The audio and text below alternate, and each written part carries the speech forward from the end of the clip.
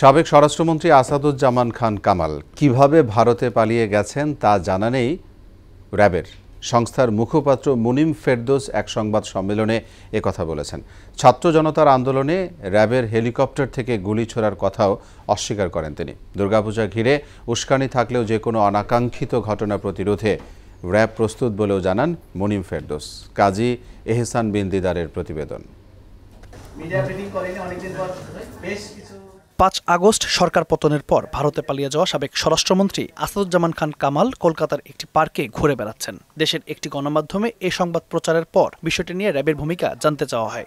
জবাবে সংস্থাটির আইন ও গণমাধ্যম শাখার পরিচালক মুনিম ফেরদৌস বলেন, তার পলায়নে র্যাবের কোনো উদাসীনতা বা গাফিলতি ছিল না। আমি এটা একটা টিভি চ্যানেলে দেখতে পেয়েছি। আমি আসলে এই বিষয়ে বিস্তারিত জানি না। উদাসীনতা বা গাফিলতি আমি এভাবে বলতে চাই না।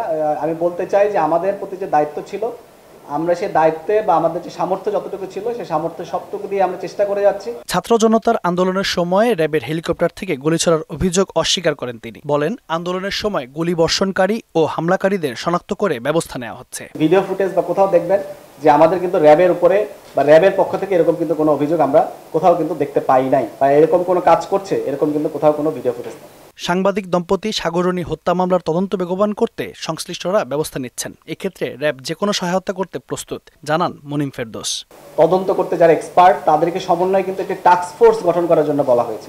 সেখানে সরকার এটা ভালো মনে করেছে, তাই সেটা এটা করেছে। নানা ইস্যুবহুল প্রেস কনফারেন্সে তিনি আরও জানান, আসন্ন দুর্গাপূজায় স্ট্রাইকিং ফোর্স হিসেবে র্যাব সদস্যরা দায়িত্ব পালন করবেন। সারা বাংলাদেশে প্রায় 31,461টি পূজা মণ্ডপ রয়েছে। প্রত্যেকটি পূজা মণ্ডপের নিরাপত্তা নিশ্চিত করার জন্য ব্যবস্থা করে যাচ্ছে। কাজী এহসান বিন দিদার, মোহনা সংবাদ, ঢাকা।